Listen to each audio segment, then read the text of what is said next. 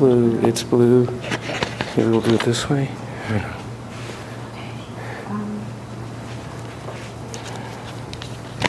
See if we can do it this way. I guess.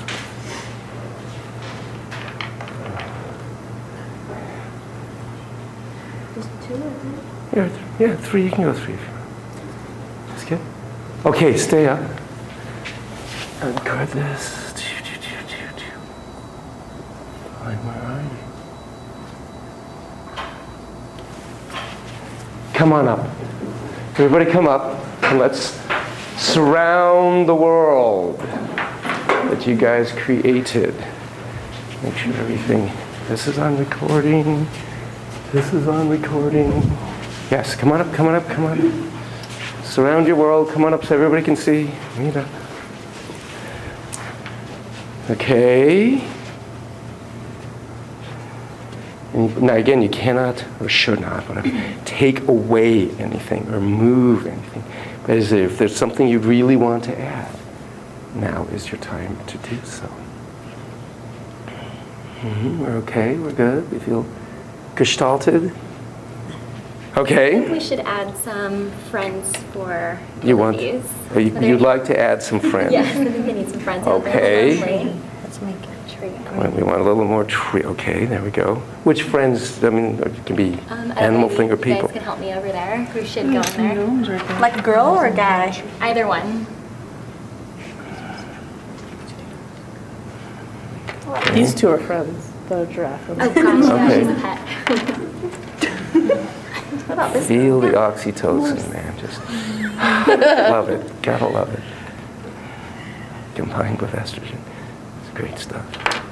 Okay, is that friendly enough? We also need some more animals. More animals. Okay. Oh, God, too bad you can't see.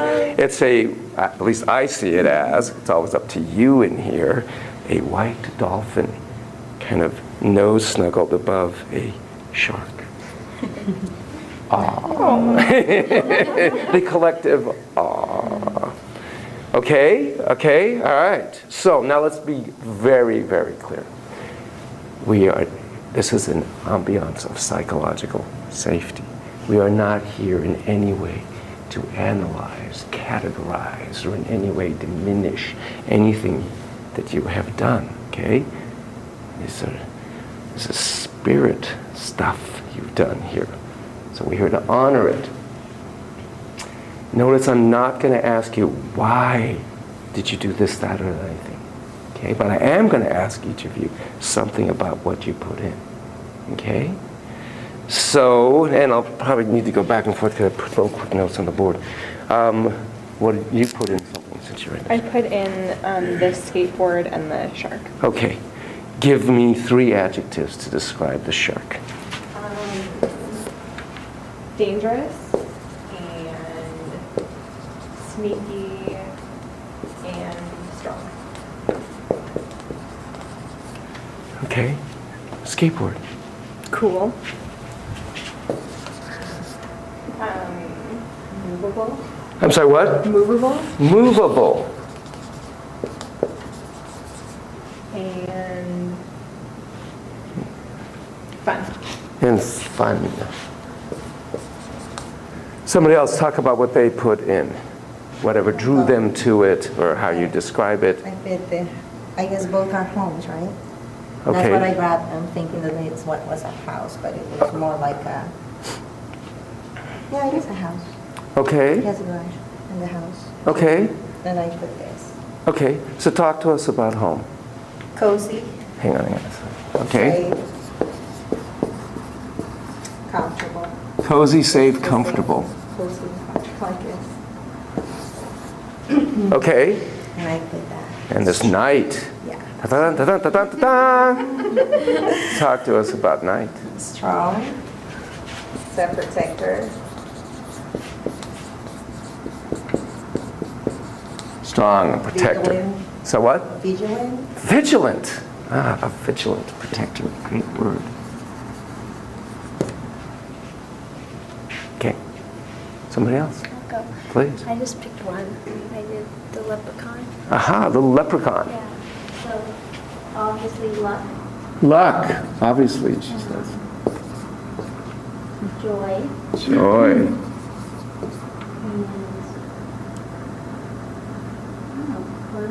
Fun?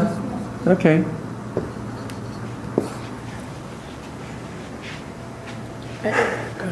Sorry. That's right. You can do it in stereo and we could kind of do both at once. The Rottweiler. The Rottweiler, yes. Jet. Friendly little Rottweiler. And the jets. Yes. The yellow jet up in the Yeah. corner. Okay. Talk to us about both. So, the Rottweiler is protective and loyal. That one doesn't appear so, but loving. Loving, right. Your dog's a Rottweiler. I mean, yes, we've got to put perspective in this. Let's put the little heart for the O, of course. And then the jet is like intended to be coming in getting the bad guys. Oh, okay, the jet's That's getting the right. bad guys. Okay, Yeah. jet coming in, like a strafing mission. Yeah, he's on a strafing mission. Strafing the bad guys. Also protective.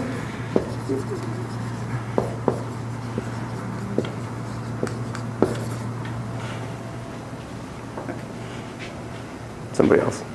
I did the giraffe and Giraffe. the princess and the wizard or sorcerer. Okay, giraffe, princess being this woman. Yes. Okay, and sorcerer over here. Okay, talk to us. So the princess is problem solving and Problem-solving princess, I love that. Somehow doesn't what exactly first comes to mind, but that's great. I love that that's what first comes to mind. How do you make problem-solving princess? Never mind. All right, I'm gonna go. and detective. Detective? Yes. The princess. Yes. Unbelievable! Wow! Great princess archetype you got going there. She's a problem solver and a detective. Back to vigilance. God, I love this. Detective. Okay. And then creative. Of course. She's creative. God, that's the first thing that comes to mind with princess is problem solving. Detective is creative. Love it. And then the giraffe is magical. Giraffe. I don't know if it's 2 F's or 2 R's or whatever. Magical. And it's psychic. It's psychic even. And the sorcerer is menacing Ooh. and evil.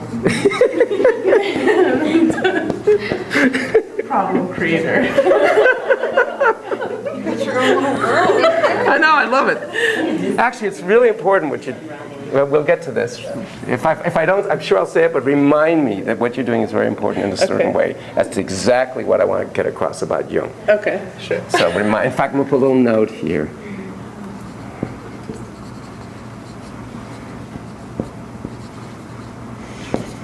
Okay, because that'll remind me. Okay, so menacing, sorcerer, evil, problem creator. Where is he? You problem creator. Good thing we have the princess who can solve problems.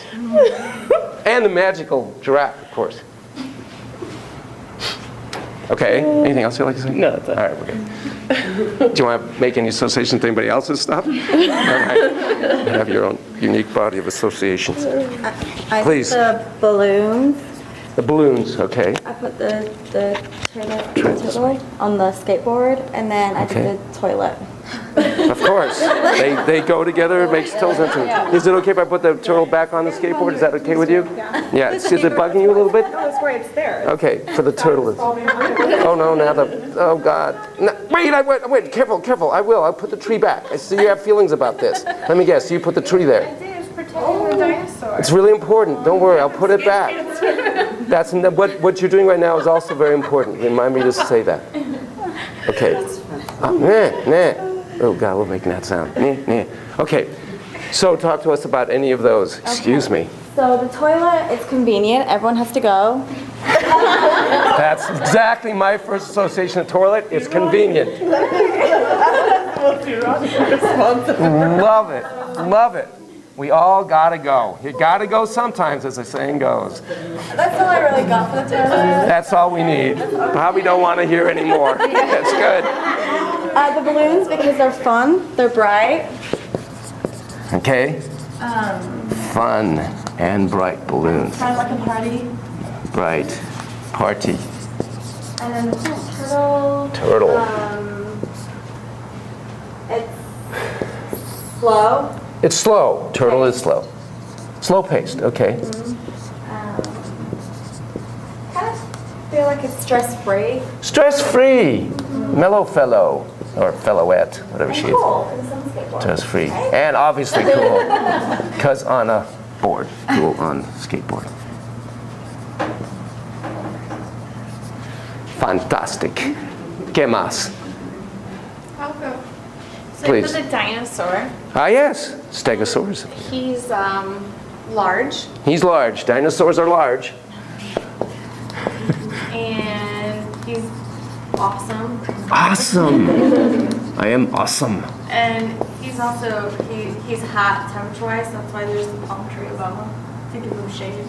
Oh, okay. So the palm tree. I don't know. Did you put in the palm tree or somebody else I did? did. I put them both there. Oh, okay. They come as a pair. They come as a pair. Everywhere he goes, the palm tree follows. That's why it really bugged you that I moved the palm tree. Now he's really hot. He's like, oh, I'm hot. Sarah put in the palm tree to protect me and keep me cool. Exactly. Interesting. Very good. Okay, cool, so to speak. Who else? Okay. Go ahead. The first thing I was drawn to was the little rocking horse. Little rocking horse, And absolutely. So a baby had to go on that when I saw a baby. Okay. And then I put him by the house because that makes sense. And they needed a motherly figure, so I figured Pocahontas would be a great one. Wow, okay, so where do I even begin? Give us some adjective for rocking horse. Entertaining, fun, small.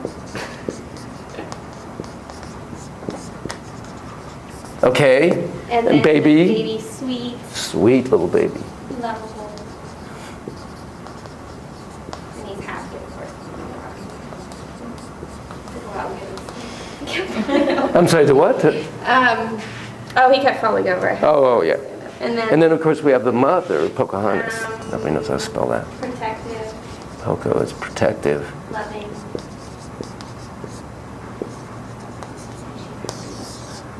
And what? Happy. She's also happy.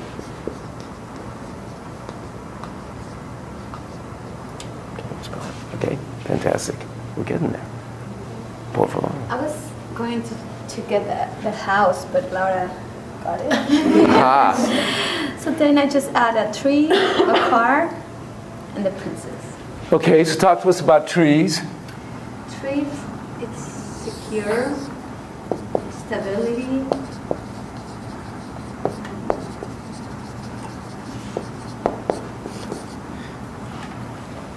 Okay. Car, Car. fun, Car is fun.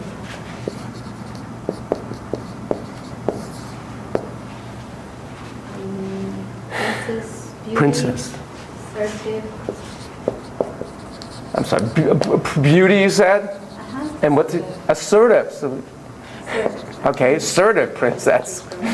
Problem solving, assertive princess. Yes, problem solving. What was the other one on the princesses? Detective and creative. But yours is also beautiful and assertive. Anything else for princess from your point of view?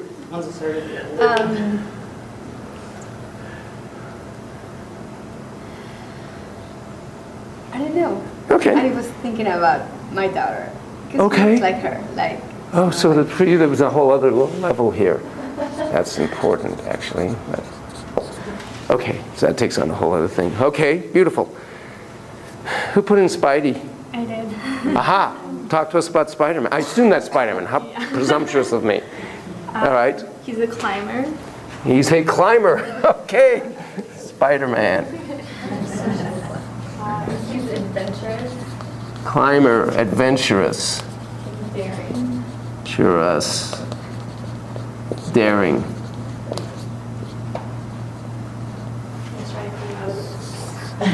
Ah, doesn't want to be boxed in. Ah. Aha. And we all want to go, ah. Okay. Did you put in anything else? Sorry?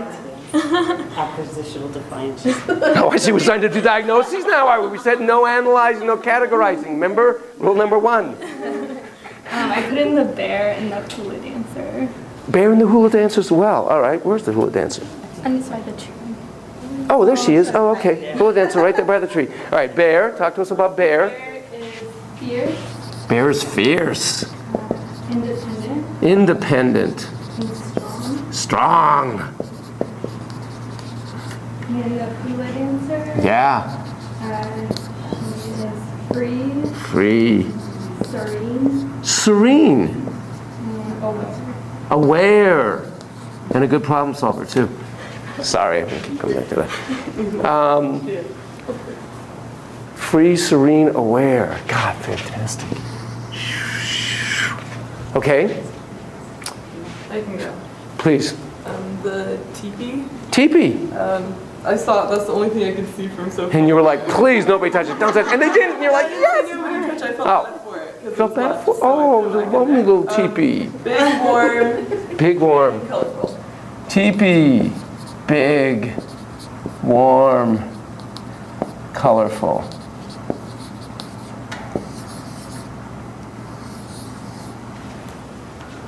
Okay. I did the little forest of trees in the corner. Oh yeah, you did the very first thing. That's So I right. huddled them together, sort of like a sanctuary. Sanctuary. And Okay. I saw them as sort of strong and dependable. And Hang on. This is too important. All right. Trees. Strong. There's a sanctuary, you said. Sanctuary. And what was the other one after strong? dependable. Dependable. You can count on me. Dependable.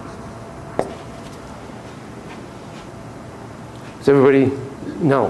Michelle? I'm next to the hula dancer. I'm the lioness. Oh, the lioness over here, yes. Yes, she Oh, yeah. is circling, getting to know everybody, getting to know her atmosphere. She's powerful, Powerful. curious, and intuitive.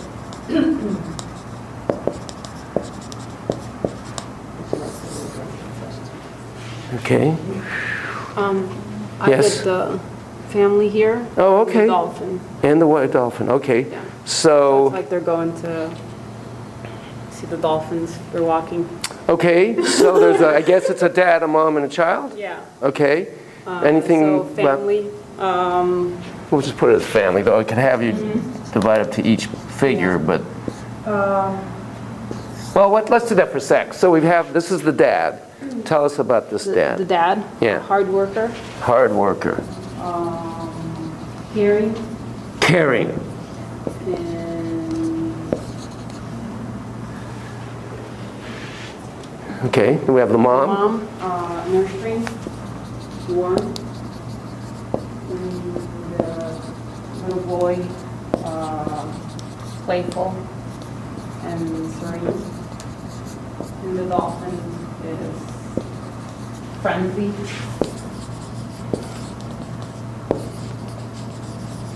And warm as well.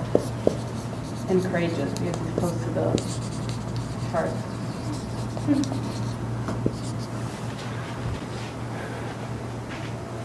Okay.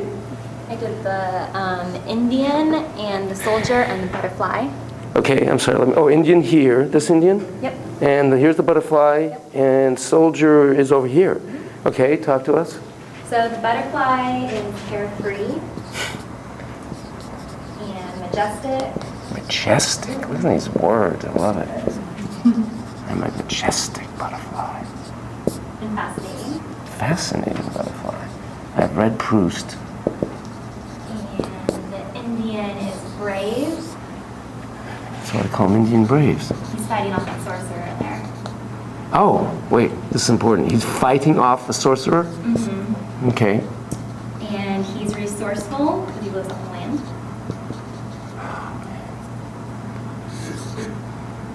And family-centered.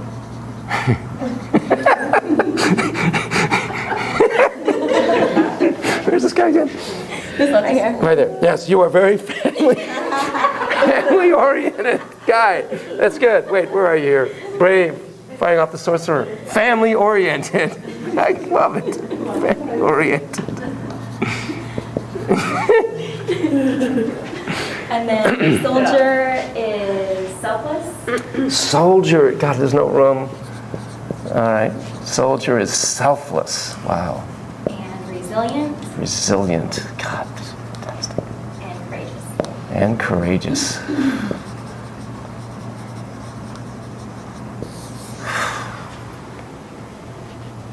Where are you? Oh, right here.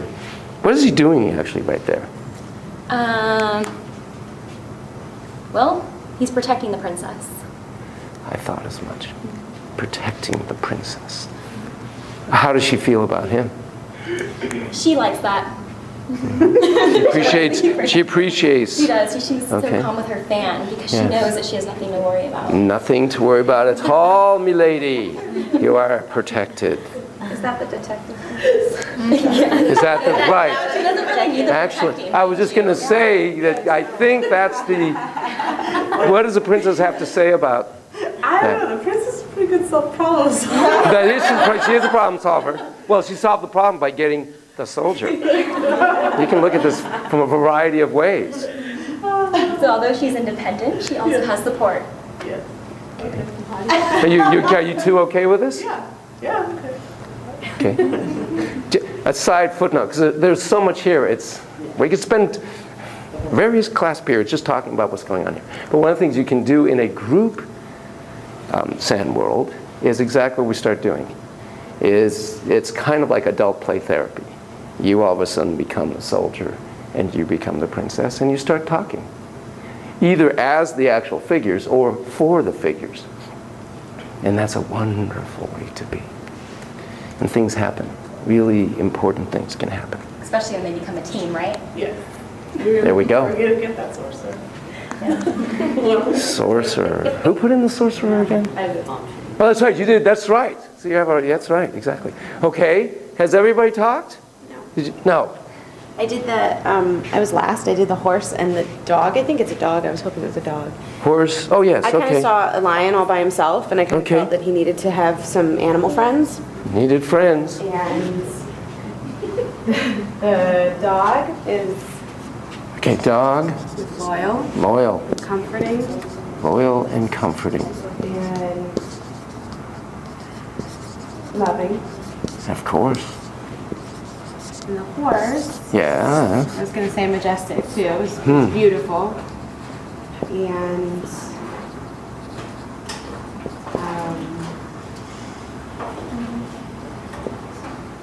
Yeah. I love horses. Majestic. They're Okay. absolutely Majestic. Beautiful. Gorgeous creatures. Okay. Okay. Have you? I didn't think so. Actually, I think your soldier is protecting my princess. Oh, it's actually this princess? Oh, it's not. That's the detective. Oh, that's the detective. Oh, you're right. Oh, wrong dialogue. But that's okay. That was still a very relevant dialogue. But it was actually the wrong princess. So tell us about this princess. Is it the princess? Yes, this is Okay. princess. She's Okay. beautiful, We have another princess here. pretty, and noble. Noble. Beautiful and noble. And I also grabbed her castle, Ah, castle. traditional That's important. security. Oh, God. Okay, so it's traditional. Interesting. And security. And I also thought it was beautiful. And it's a beautiful castle. Okay, beautiful. Okay, has everybody spoken? Yes? Yes. Wow.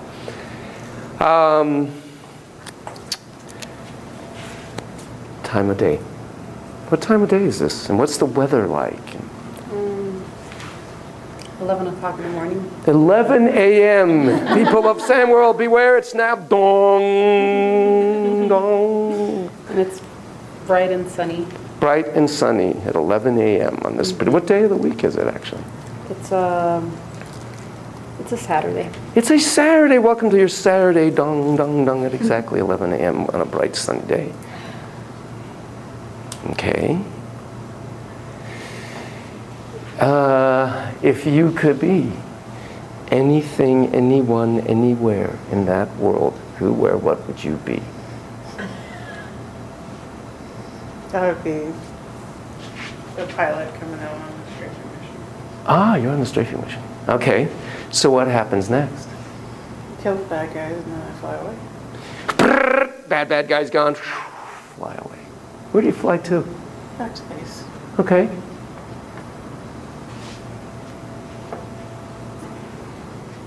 Would you ask for bases? Well, it depends where we want to go. We could. That's the wonder of this. As you already see, you open your mouth, you're immediately in magic mind. If we did fMRIs on our polymonic state here in our brains, we're a lot of magical mind. Bless you. Just once, though. But I have learned. And it just expands, and it just expands. The more you talk, the more you're talking poetry of the spirit. Just, you can't stop yourself. And then we could just go. Okay. No, you already talked. Who, where, what would your dad be in this world? If your dad was selecting the figure.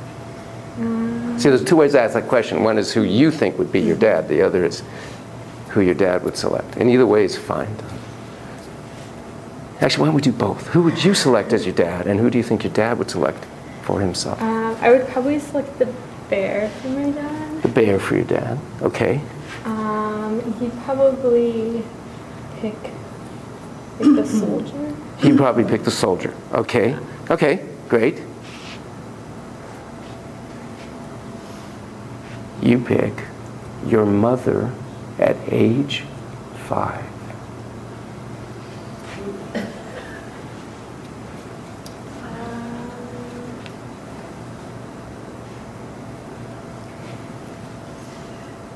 Probably Pocahontas. Pocahontas, mommy at age 5. Okay. Yourself at age 93. I love that.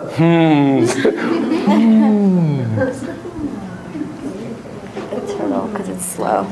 Eternal because it's slow, but also wise. Yes. Perhaps. Yes. Okay. Eternal. And she said because it's slow, and then I very intentionally said wise. But I have to look for her to say yes. And I trust if that wasn't right, you would have corrected me. Go, well, not so much wise, but blah, blah, blah. And I go, oh, of course. Thank you for correcting me. Back to your thing about can we have a co-narrative in Magic Mind? And you betcha.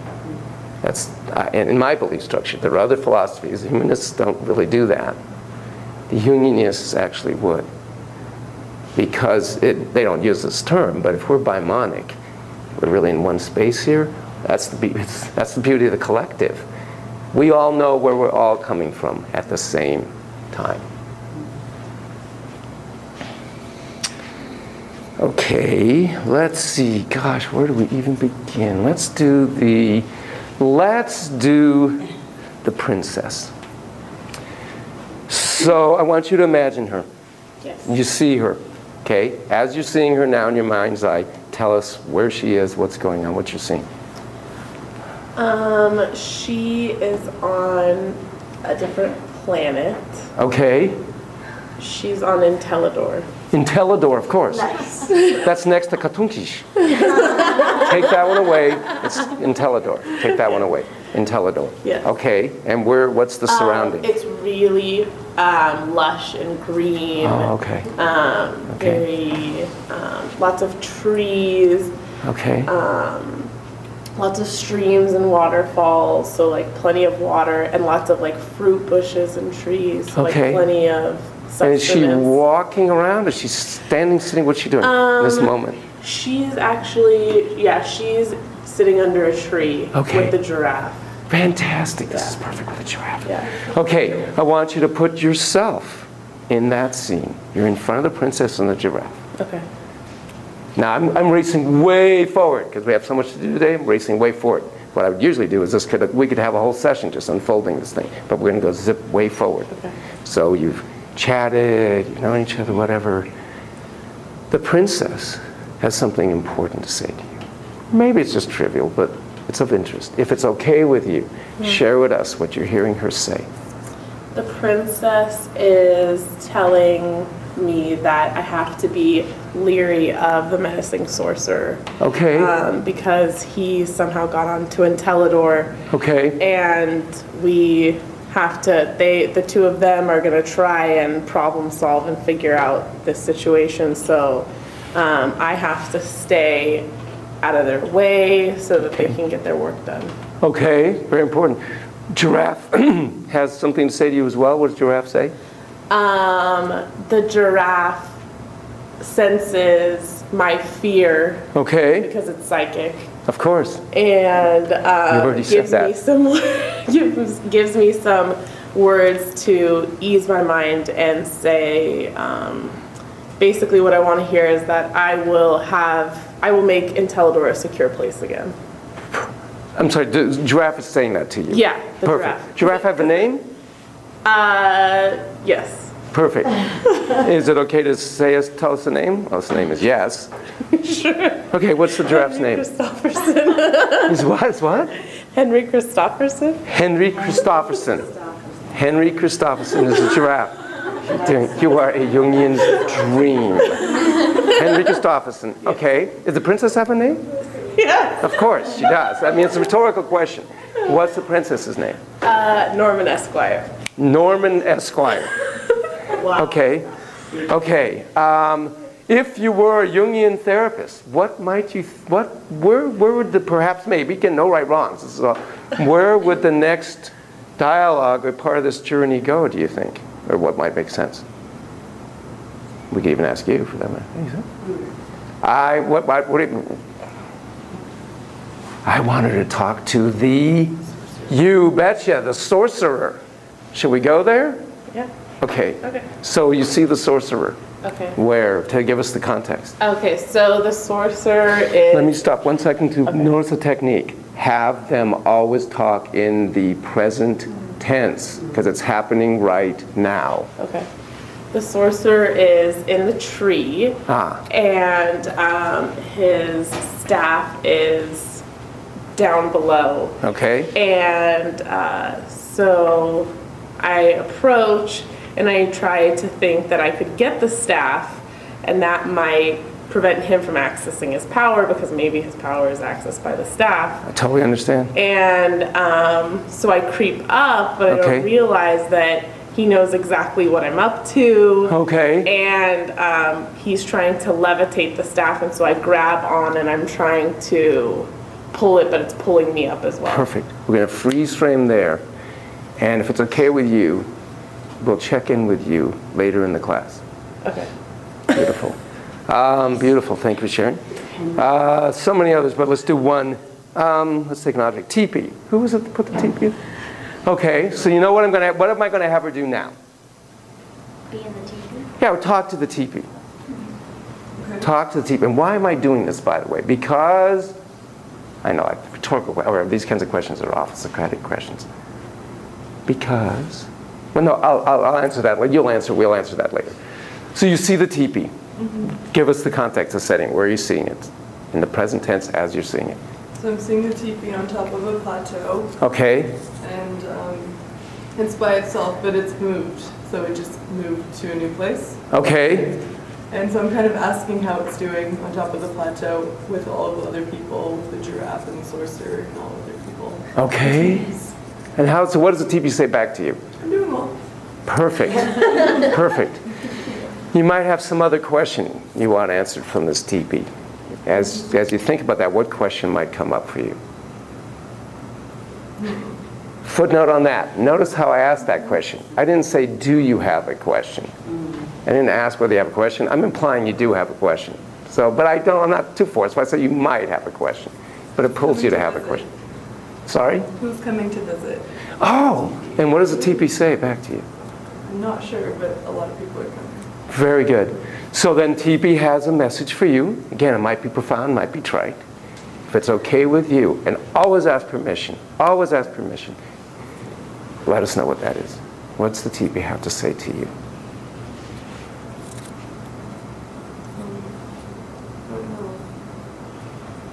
It's okay, it'll come. And it doesn't have to be deep and profound. It can be anything. The TP's saying it's okay. Good, perfect, perfect. Okay. Any immediate comments, thoughts, whatever, as we've done this right now? It's okay if you don't. Yeah? Yeah. If you're doing this with a group of people, like maybe a family, and there's another family member who thinks they know what the TV is wanting to say, would you let them Oh, sure. jump in? But I always ask permission. Okay. Do you have something you want the TP to say? The TV is saying get the food ready. Yeah. Yeah, because there's many people coming. And there's a party. Yes. Okay, get the food ready. Yes. Perfect. Is TP suggesting how the food gets ready? Are we needing other people, other resources to do this?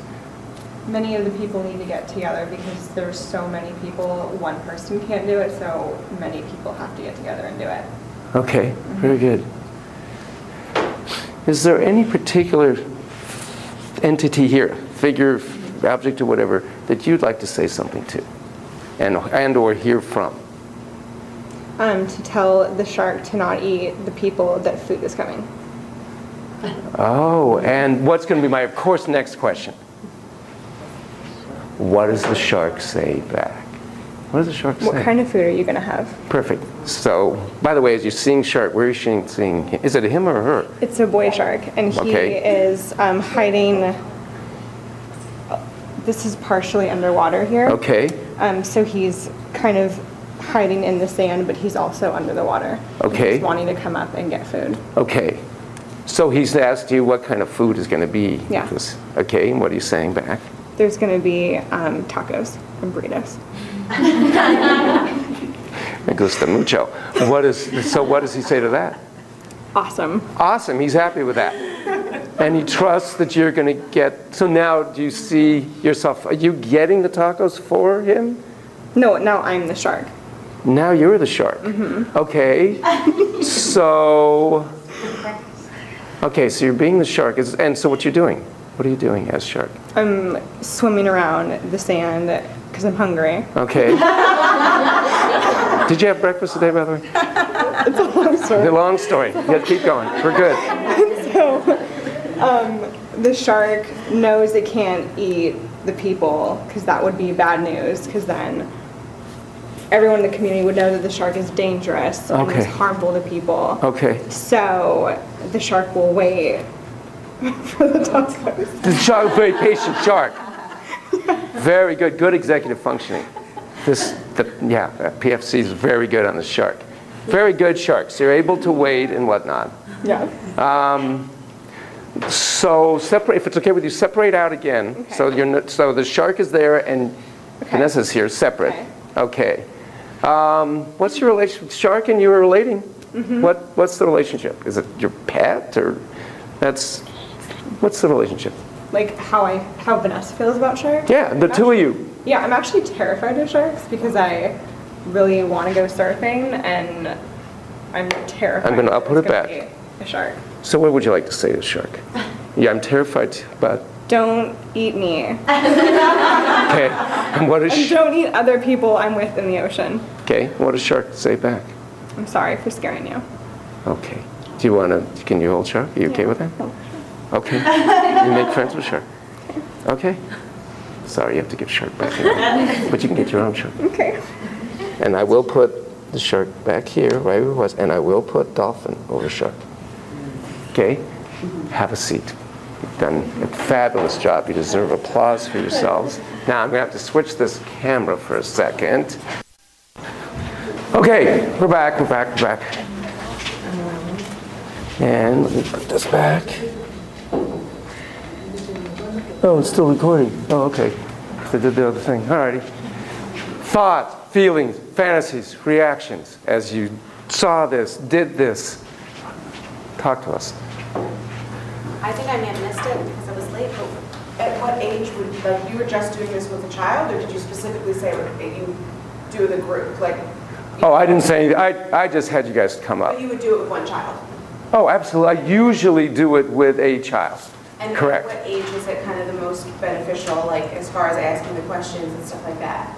Like what age do you typically do this? Okay, Sam? well, as soon as they're big enough to get high enough to be able to put something in a sand tray, I'll do it. They will do it.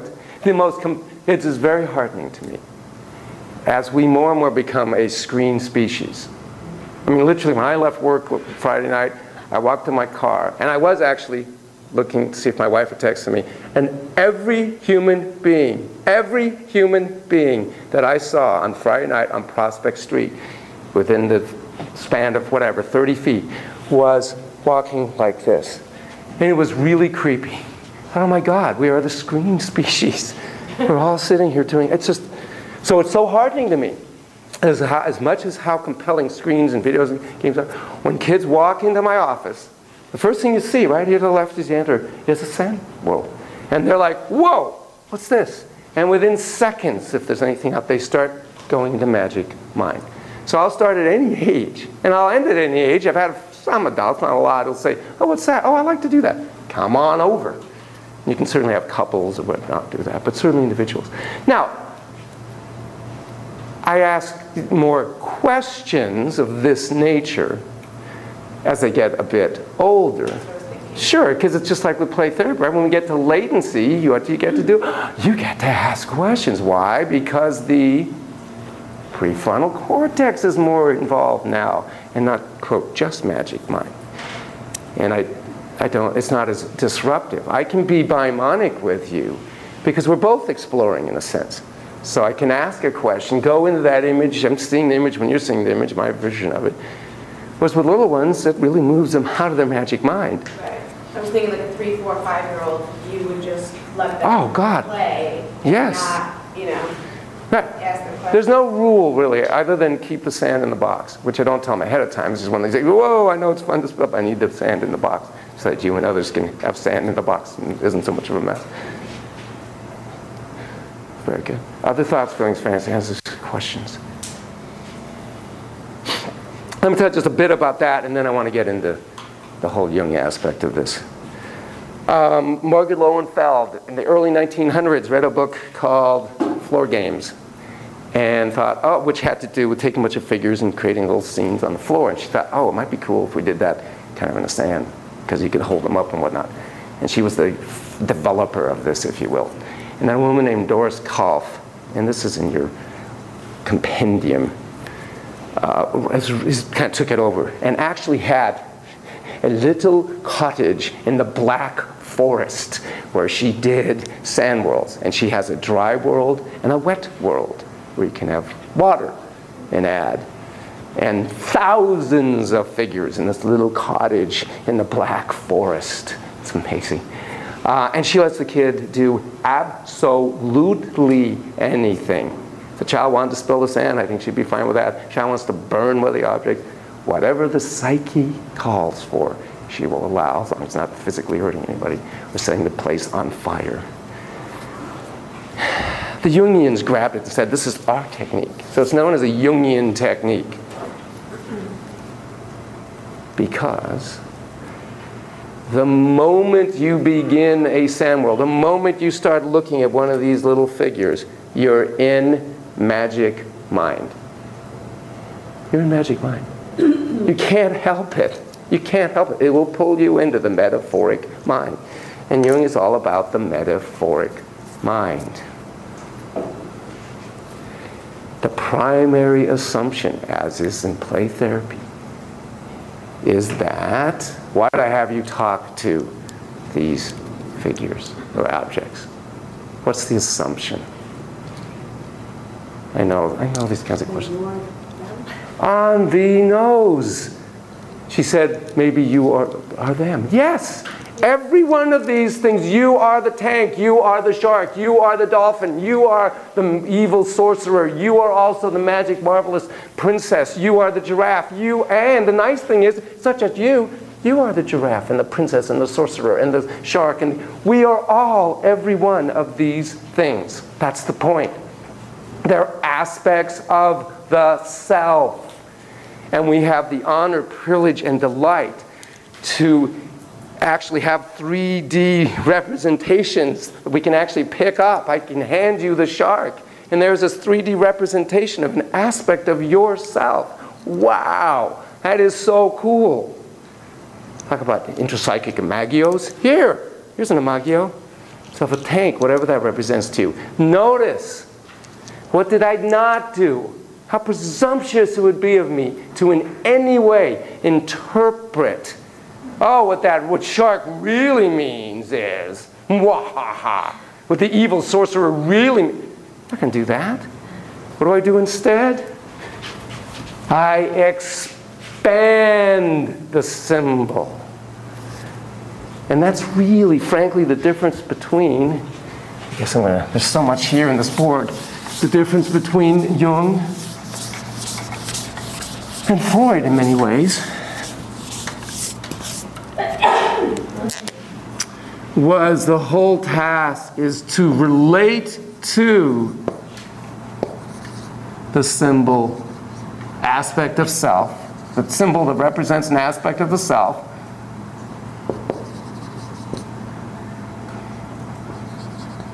represents an aspect of self in order to expand its meaning for you. You relate to the symbol, you don't interpret it.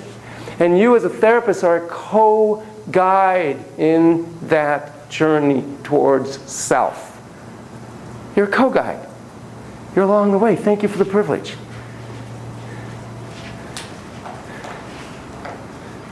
And the reason I ask, give me 3 adjectives, because I know right away you're going to describe an aspect of yourself that's represented by that by giving me adjectives. You're describing it. Well, the it is an aspect of you. That's why way back, I think first class, like I said, give me 3 adjectives for this pen. It'll describe an aspect of yourself. It's hardy, it's handy. So the bind for me is when you start describing, there's so much here. We could take any one of these things. The bear was fierce, independent, strong. I forgot, whose was that, by the way? Remember whose bear was independent, strong? Yours. Perfect. Of course, I'd have you then relate to the bear. And start talking about bear. Your own bear. Inner bear, outer bear. See the bear. The technique is present tense. You actually started, I realized, doing future tense. But I didn't want to stop you. When you started talking about the stick, even though you didn't say I will, it wasn't I am grabbing the stick. Actually, I think you then switched back. Little subtle things, but I pay attention to that because I want you in that moment, right there, seeing it, being it.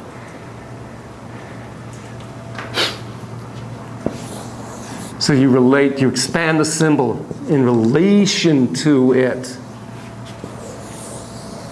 So here we go, Jung. Well, actually, let me back up one sec. I use this anytime I do a custody eval. The first time I meet a child in a custody eval is they come in as a family, each separate family, and do a SAM world together. I first meet parents individually, each have the history of the relationship, their personal history and whatnot. Have the kids come in, they do a SAM world together. And I have the child describe where is mom, where's dad, where are you, etc. When I have just a regular kid do it, they just say, here's the people drawer, the animal drawer, things drawer, and the big things that don't fit in the other drawer. Put whatever you want in the world any way you want to do it. Make a scene in the sand. And off. By the time I'm 3 sentences into it, they're already like boom, boom, boom, boom, boom. And then I become a figure with them.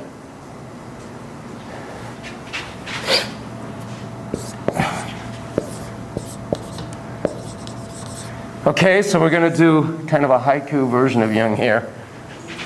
You guys have read Jung, done Jung at all? Anybody? Yes, some. Good, okay. Jung is 89% Freud. Pretend number. Remember, he was the heir apparent. He was Freud's puer grande, whatever. He was the guy that was supposed to take over. They were really tight. Remember I told you Freud had his inner cabal, his inner circle, and he gave them all rings? It was a big deal when Jung broke up with Freud. And Freud did ask for his ring back. It was a hostile breakup. It was very difficult. I told you there were times when Freud would, one time it was famous, he fainted when Jung came in the room. It's all these stories. These guys were amazing stuff. But anyway, so a lot of the model in many ways is classic psychodynamic. So there's this thing, the conscious mind, right? I'm conscious right now, hopefully whatever extent I'm talking to you. There is this unconscious we're not aware of.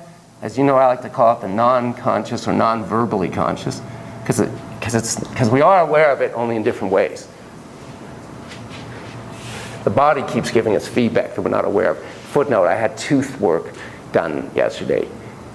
Talk about when you don't get feedback from one little part of your body, the lower lip. I felt like I looked like Daffy Duck.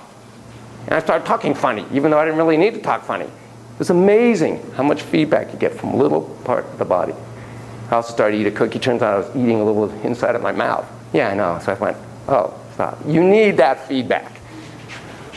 I realize when I leave the car, I feel, oh, my cell phone isn't in my pocket. Talk about screen addiction.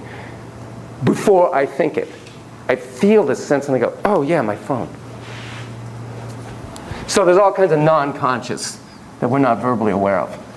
Now, the fascinating, and the ego, as Jung would see it, kind of floats between both. And the relationship, and this is pivotal, the relationship between this unconscious / non-conscious aspect of self, the totality of all this is pig-ass self, is homeostatic. Homeostatic, meaning that the non-conscious part is communicating to the conscious part and vice versa in a way to, and this is, if I'm going to put Jung in one word, this is the one word, in a way to seek balance. Balance. That the non-conscious part will inform the conscious part what is missing in attitude, approach, being in life. So one of the fascinating things to me, if we did a word frequency of all the words you used, did you know certain words keep coming up? One of them was fun. How many things were fun? The balloon was fun, this was fun. Another word that came up a lot, a concept, was protection. Being protective, being strong, independent, all those things. Well, if you're a classic Jungian and you listen to this, you'd go, because again, the group is a collective. We are symbols for each other. I told you that, I think, the first day in class. I represent, thank you so much for the privilege, to whatever degree, your inner teacher. You represent my inner student. It's not that I'm representing what's inside of you. You're representing what's inside of me. Just aspects. We're all aspects of self. The chair is an aspect of yourself. So to the extent that we can relate to these and bring in what's needed, what's missing, that's the expanding of self. So what you guys are missing, perhaps maybe in a collective sense, is fun. You're not getting enough fun. And perhaps maybe in certain ways, no surprise, you feel vulnerable. So you feel a need for protection, for having a strong knight or a strong soldier that will protect you. It's your own inner soldier. You can do this yourself. The princess, you are both the princess and the soldier. You are both. You can protect yourself. But perhaps what the non-conscious part is saying is, you need fun and you need protection. It's a relationship. Thank you for the information. If the conscious mind doesn't act on it, i.e. you're not having enough fun, your non-conscious part is going to say, wait, excuse me, hello, you're not listening. It doesn't go away. As long as the message is still relevant, it's still going to tell you the message. Only it's going to have to say it louder. Maybe you start getting headaches. Maybe you start feeling anxious. You're not doing 3 in, 5 out. Belly breathing. It's trying to tell you something and it will keep at it. Symptoms in this model then become a way for the non-conscious to communicate to the conscious as to what is missing. You're not taking loving, responsible, respectful care of yourself. Sound familiar? And it's going to tell you, you're not doing it. Not only that, it'll tell you kind of what you need to do to take loving, responsible, respectful care of yourself. That's an enormously different assumption than Dear Siggy. Not that Siggy's wrong. But for Jung, and listen to this phrase, I love this phrase. Symbols are bridges cast to unseen shores. Symbols are bridges cast to unseen shores. It's something, a symbol is something you don't know quite what it is, but it's showing you, and if you expand it, you'll come to discover more and more and more as to what it is that you need, that's important in this journey, which is towards, and here's this big word, individuation. Individuation, to be all that you can be. Ooh, God, that's sounding a lot like humanistic psychology way back in 1910. That your whole task is to unfold and be who you can be, the most of you can be. All these various aspects of self. Now, I don't really know Hegel, but I know a little bit about Hegel, and I know that Hegel has to do with opposites, and Jung was very Hegelian. So there's always an opposite pole. And life is not, hopefully, a circle, but a spiral. So that certain themes keep coming up and keep coming up. And then there's a certain tension, and then there's an integration, and then there's the next tension to start. And I'll expound more on that. So you have a balance of things you need, and maybe you need to have more fun. So you start dreaming, let's just say. And maybe first you're just dreaming that you're frolicking in a field in Julian. It's a beautiful meadow, and now you're sitting down and you're eating one of those apple pies. And you feel warm and content, and you wake up and go, you know, it's Saturday, it's 11 a.m., it's sunny, I'm going to Julian, I'm going to have a pie. Or if you have that dream and you're with a pragmatic Jungian therapist, he says, you know, or she says, yeah, I go to Julian this weekend and go have a pie. That's called a dream task. You live out your dream. Just take it literally sometimes. Go do it. Your psyche says, you need to do this. Go. Oh, okay. What's a dream task? Can I write it off to my insurance company? Good luck. Now you're not paying attention. You dream the dream, you wake up and go, yeah, nice, but I got a zillion things to do. And you keep doing it because you're a student, you got a lot to do. Well, at night you have a nightmare. You're in the library. I guess nobody goes to the library anymore. Wherever you are. In your room, you're studying. Your computer suddenly gets bigger. Suddenly a hand reaches out from the inside of the computer, pulls you into it. Oh no! Ah! You wake up in a cold sweat. Cortisol flying. Your amygdala is firing at every chance. It's been there since you were 8 months old. Remember, prenatal. Okay, you're not listening. You're listening now. You go to Jungian therapist. Says, you're not listening. You're not paying attention. It's going to get you to pay attention, because if you don't take care of yourself, you'll be symptomatic. No way around it. Sorry. Somatically, psychologically, emotionally, or otherwise. Behaviorally. Okay. So we got this idea that it's the homeostasis. It's the balancing. It's telling you stuff. Symbols are to unseen shores. The nice thing about that is it's a relationship you have that will never end. I will never fully understand what a wave is. I carry that symbol of that aspect of myself on my wedding ring, as you know, and I've been drawing that wave since I was 11 years old. I will never, to my grave I will go, not fully understanding the meaning. That's okay. I don't need to, because I just need to relate to it. And as you know very well, I run my life in many ways so that I can relate to this symbol on a daily basis. I'm not irresponsible. The difference between passion and addiction is whether you do it responsibly. Never mind when the dopamine hits or not. So I see clients in the morning, 8:15, 11:15, 4:15 to 8. And that space between, I serve if I can, and if the waves are good. Because I need to relate. Because that's taking loving, responsible, respectful care of myself. So it's how you relate to your symbols, and these symbols can last forever. Now, as you also know, I was in analysis. Remember? My analyst and I fought. Well, he did analyze what he thought a wave was and what surfing was. What do you suppose he said? And I'm not saying he's wrong. I mean, it sounds like I'm mocking. That might also be true, but what do you think he said?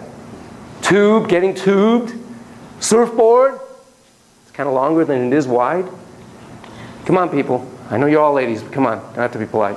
Sex. Oh, absolutely. And sex with? No, that was my Stephanie dream. Thank you for reminding me. God. Try to repress that, suppress that memory.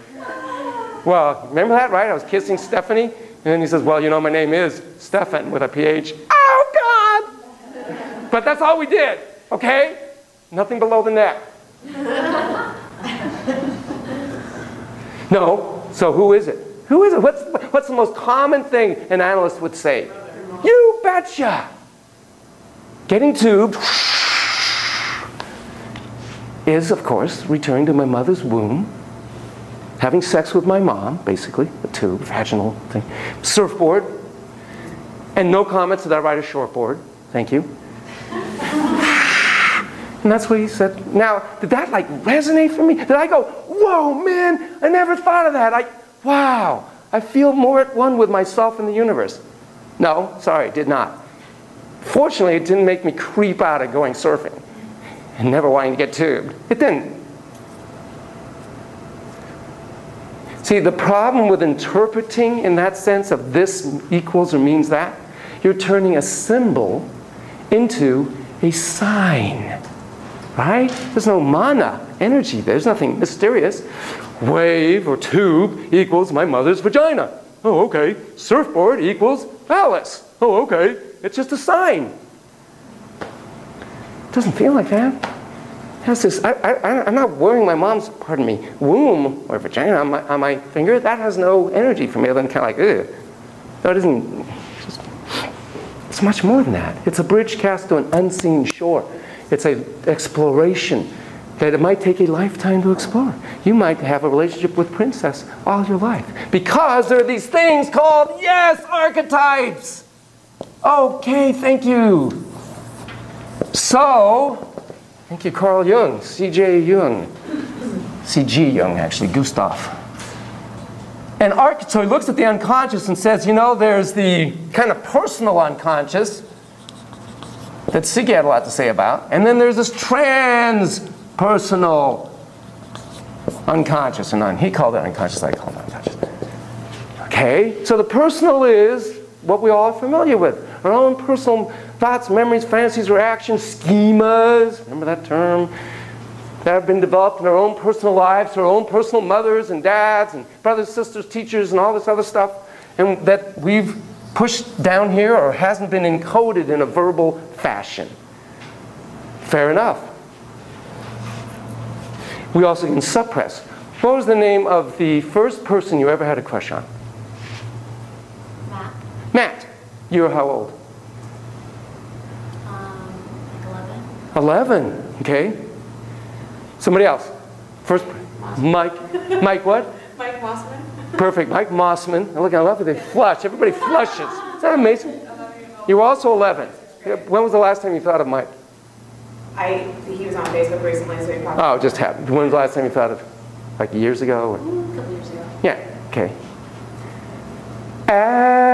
Allison,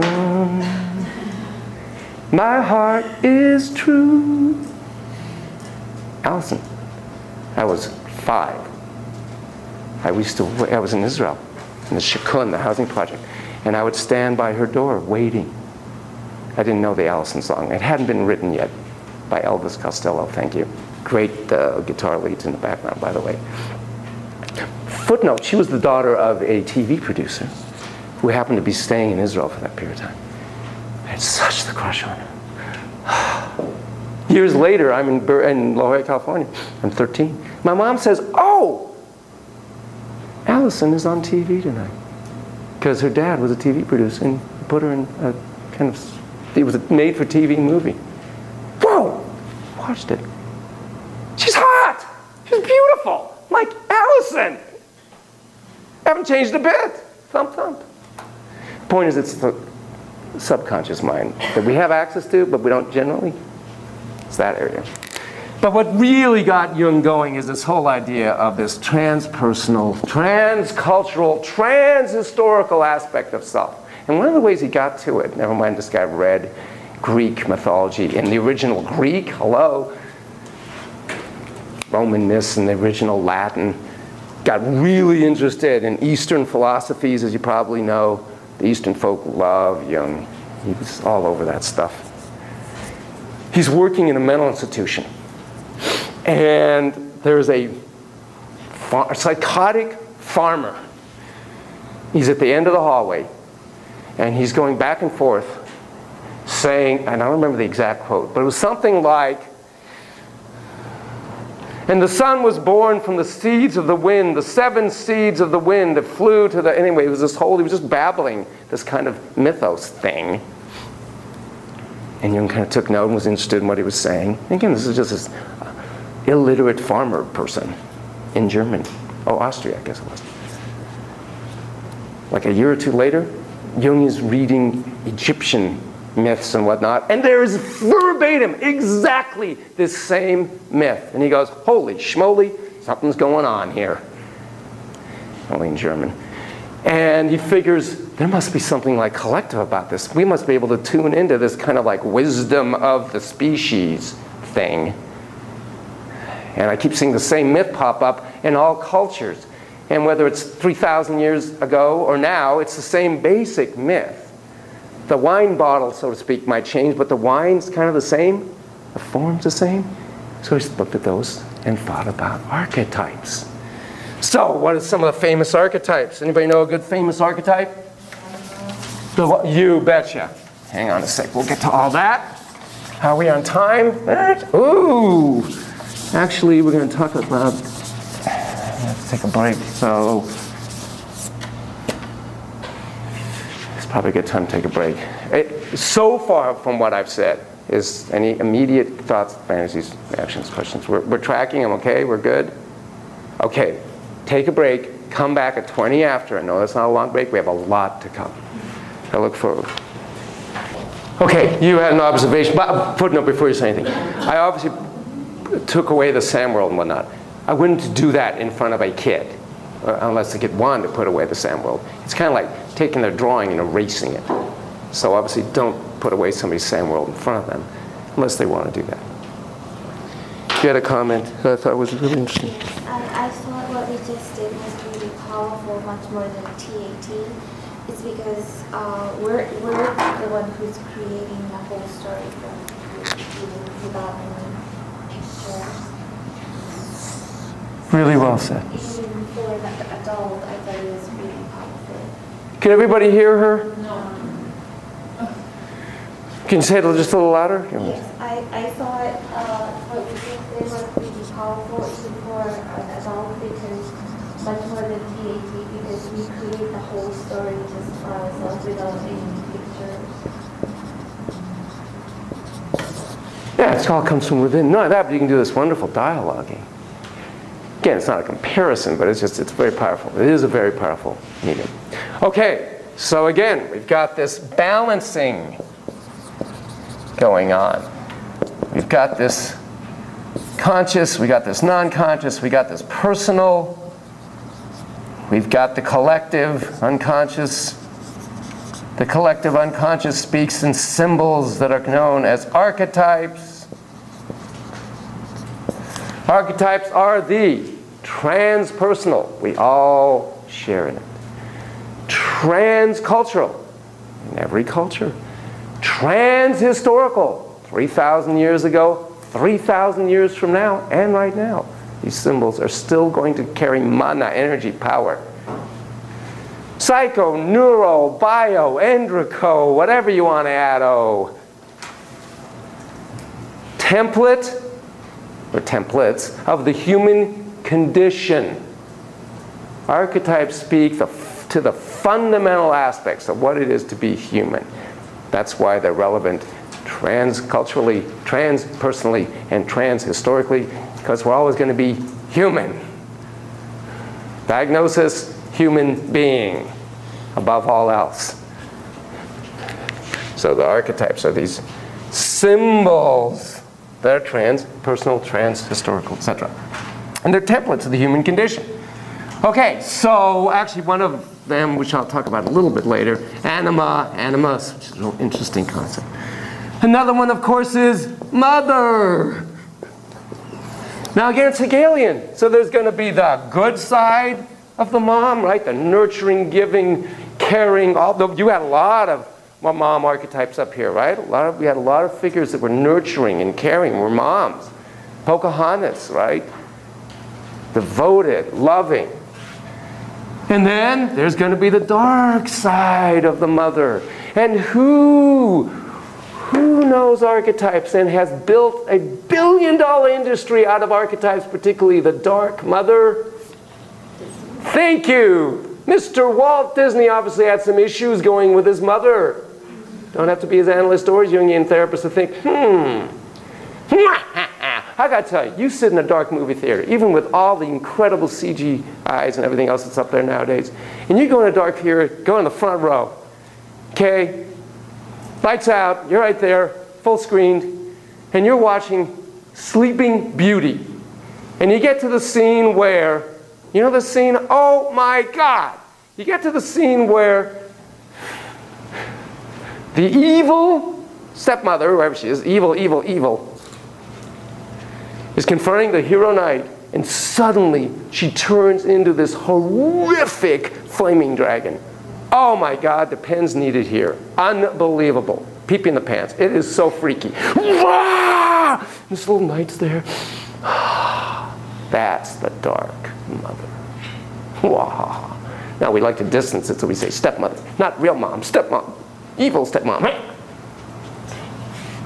It's an archetype. And stories about nurturing, caring, wonderful moms have always been. You could look at hieroglyphics. You can look at Greek mythology. Anywhere you want to go. You can go to Aborigine forest stories. And they'll be about wonderful, loving, caring moms. But they'll also always be the dark, evil, wicked mother, the devouring mother. It's an archetype. There's a wonderful, what's that famous statue of the mom? It's like 3,000 or 10,000 years old. It's really big, buxomous mother statue thing. Well, obviously, you're going to have a dad archetype, the father. You have the wise, caring, nurturing, protective, vasopressin dad. Right? Count on him. A lot of good stories about dad. A lot of weepy eyes about dad who's caring, stood behind you no matter what, or died for you, whatever, hero dad, whatever. And of course, God knows we have the jerk dad, awful, mean, evil, horrible, terrible. Again, stepdad, we'd rather distance him. We have that in all cultures throughout all time. Dark dad. Speaking of darkness, one of the most famous archetypes of all is the archetype of the, thank you, the shadow. He was another brilliant man who's made billions, maybe even more than Disney, on archetypes. Oh, I'm going to do one gesture. I won't even make the sound. I'm just going to do this gesture, and you're immediately going to know who it is, and your schema is immediately. Even before I do this gesture, do you know what I'm going to do? It's okay if you don't. You're going to immediately, you're going to have a transpersonal schema, because that's really what archetypes are transpersonal schemas that set up associations. You ready? Darth Vader. Thank you. I didn't even have to go. Didn't even have to do that. I just do this. And you immediately have the whole schema of the fabulous Darth Vader shadow personification that George Lucas knows all about. You look at, oh my God, you look at the original Star Wars, all of it, but the very first, it's just a caricature. It's like he took a handbook of Jungian archetypes and he just went, okay, here we go. Let's see. We need a shadow. Oh, okay, perfect. Here we go, Darth Vader. And, oh, of course, let's have the wise old man, Obi-Wan Kenobi. Oh, I'm so wise. And of course, who's the contrary? Anytime you have a shadow, you got to have the other side of it. The hero. Luke. And you see, the mind predicts, you already know the rest of the sentence. And I told you, my dear little Geronimo, I took him to see the original Star Wars. He got totally hooked. And we went and bought lightsabers. And I told you. He of course identified, and we'll talk about the hero, because it's such an important archetype. Of course he identified with Luke, the hero. And of course, I wanted to be Hans, man. Come on, I'll do it. Harrison Ford, let's do this. I'll be Hans, you'll be Luke. We're going to explore the universe together. We'll fight. We can do all that. No. Okay, Obi-Wan, I'll be wise. Hey, I'll be Yoda. Another wise kind of figure. No. And as I told you, the only figure he ever and constantly had me be is, and he'd say it again, say it again, say it again. Luke, I am your father. And his eyes would just saucerize. He was like, yes! Zung, zung, zung, zung, zung. Yeah. And of course, he'd always have to win. He'd always have to chop my head off.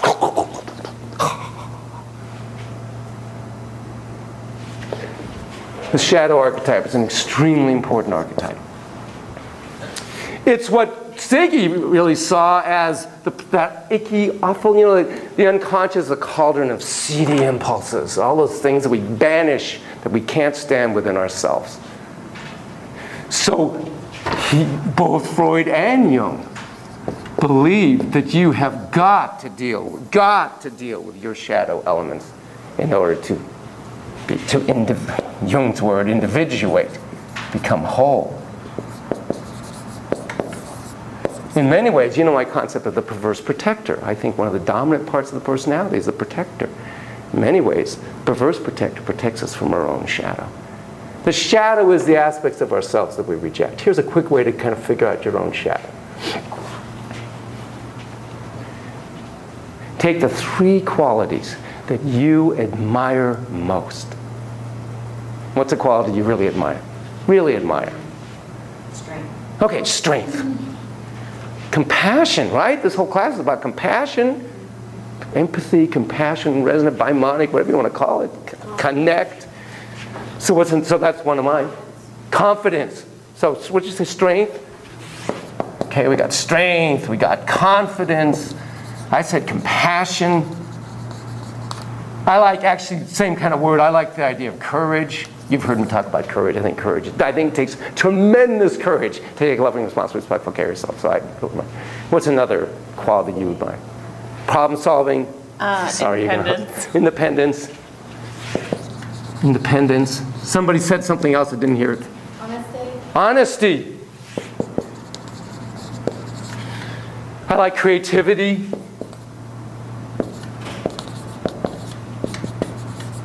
Looking at things differently, I think that's really cool. I think it got us out of the trees. We'll solve, bring world peace and solve cancer. Anything else? Any quick?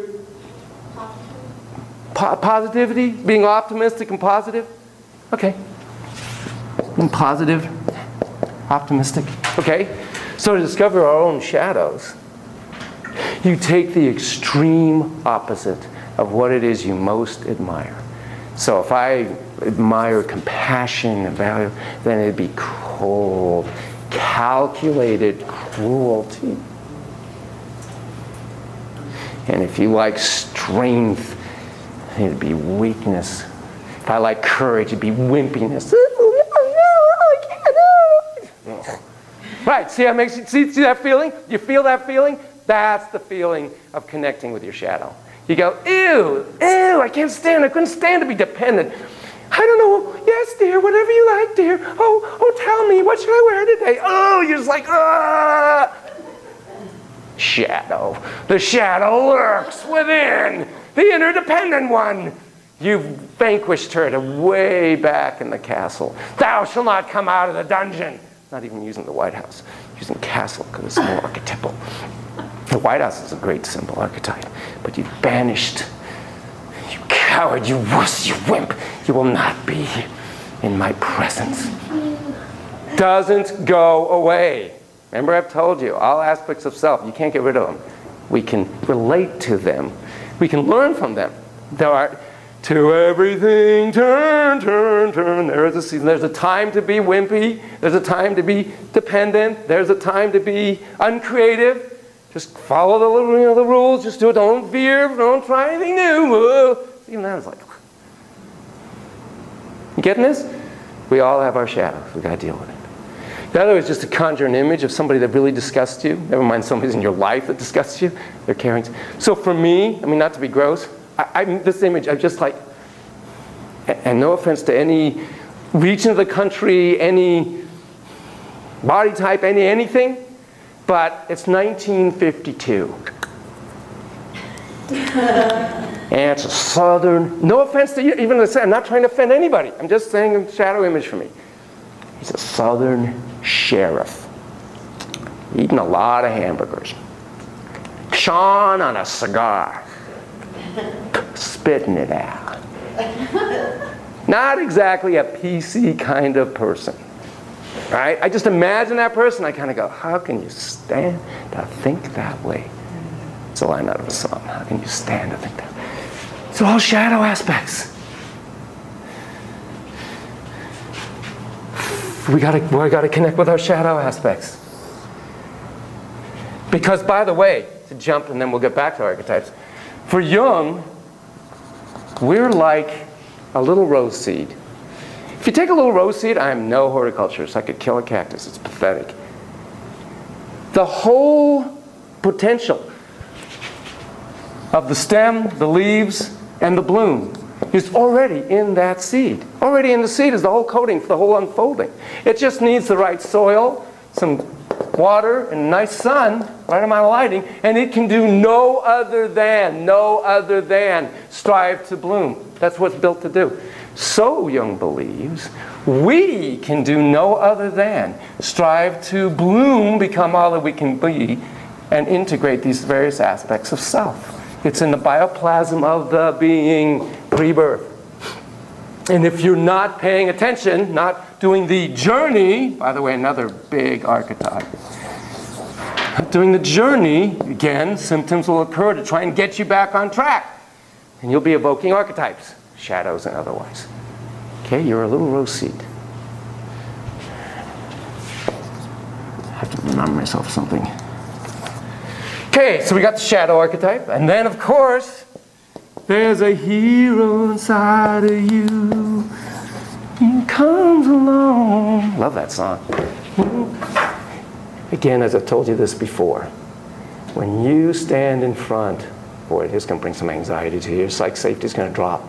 When you stand in front of your dissertation committee, because the big day has finally come, and you're going to present your data, and your friends are there, and your parents have flown in or whatever, you got them on Skype or whatever, and the champagne's already in the fridge. You better be really well connected with your hero. Yes! We are an enormously hero-driven culture. We are an enormously hero-driven species. Every story throughout every culture, throughout all of time, always had a hero. Once upon a time in a land far, far away, there was a king, and he was dying. And as he lay in his bed, the kingdom being at stake, he called forth his 3 daughters. You already know the rest of the story, by the way. You already know the story. 2 of those daughters are going to be, pardon me, bitches. Cranky, jealous, you know it. You already know the story. You're still going to be compelled. You're still going to be torn blind into it. And the one, as you very well know, is going to be loyal, devoted, pure, independent, courageous, kind. She's even kinder to 2 bitchy sisters. Or maybe she's in their steps or whatever it is. And he is dying. He called them forth. And he has said, what has he said? He has said, I need you to go forth and find the whatever. What should we have him find? Should be a chalice. Should be something. They got to go get it, right? And it's precious. And the kingdom is going to die unless they come back with this. And whomever brings it back will now be the princess/queen of the kingdom. Becoming queendom, right? You know the rest of the story. What's going to happen? She'll come back with the... Oh, but wait a minute. Before we get there, what's going to happen? She's going to go through hell in a handbasket. Oh, my God. Oh, my God. She's going to get her cool horse, or maybe just a nag. They'll transform into a cool horse, whatever it'll be. And she's going to go out there, and she's going to have really bad time. She'll have little animal helpers or other kinds of little tricksters that will help and whatever. And dark forest. She's going to fight them. She's almost going to lose. Right? But you're thinking, oh, God, no, get up, get up. I haven't seen Hunger Games. I'm sure all of this is there. It's got to be there. Actually, I want you to comment at some point because you had a wonderful comment about it. And eventually, you know, oh my God, she found it, the magic safety pin. The kingdom is going to be saved. Oh no, oh fantastic. Well, you know who's been lurking in the bushes, kicking back, waiting. No, the evil sisters, man. They're waiting. They're not going to do all that hard work. They know that Gutsy there is going to do it. Gutsy is going to go out there. She's going to get the magic safety pin. Oh, I'm feeling the mana. Feel the mana. Woo! And she's going to bring it back loyally. And of course, she was going to, you know, spread the goodwill and share the kingdom with the sisters and whatnot. They're not about to do that. They're waiting because they're going to ambush her. And you know what? They're going to do that. And they're going to get, yeah, I'm going to get the magic safety pin. And she's like, oh, God. And they're going to try and figure out a way to, so that they can make more money off of it somehow or whatnot. And of course, at the very, very end, you're absolutely right. The magic safety pin is, in fact, restored. And she comes in. Probably the sisters have died somehow or whatnot. Or gone, banished to some other land. And the dad, the king, is almost dead, but no, he's not yet. And she comes to his bedside and she hands him the magic safety pin. And he goes, thank you. The kingdom has been restored. I knew I could count on you. The music comes in, he dies. And she weeps, but the kingdom's been, you know, Simba, Lion King. Talk about an Oedipal movie, holy schmoly. But it was also very archetypal. We worship heroes. Jackie O had a wonderful comment. She said she knew the immense power of surfaces. Huh? Well, what she meant, because this was a Newsweek article about her, what we don't have now is surfaces. There's very little distance between us and our heroes. Hey, I follow Kelly Slater on his Twitter. He twitters. He's one of my heroes. He's an incredible human being in a lot of ways. The only thing that's, in a sense, a problem about that, we don't get to do all the projection. See, heroes take some projection, take some distance, so that we can internalize them as our own. What tabloids love to do, of course, is make our heroes into vulnerable people with all kinds of flaws and foibles. I was standing in a supermarket line yesterday, and here's, of course, a tabloid with all the surgeries gone wrong of all these famous celebs. Celebrities are heroes in our mind. Unidyadic state, right? We think we're connected to them. They don't know anything about us, except they start to live what we expect them to be, as Keith Richards pointed out. So hero is very important, but you gotta be in contact with your hero and have visions of your hero. For example, Spider-Man.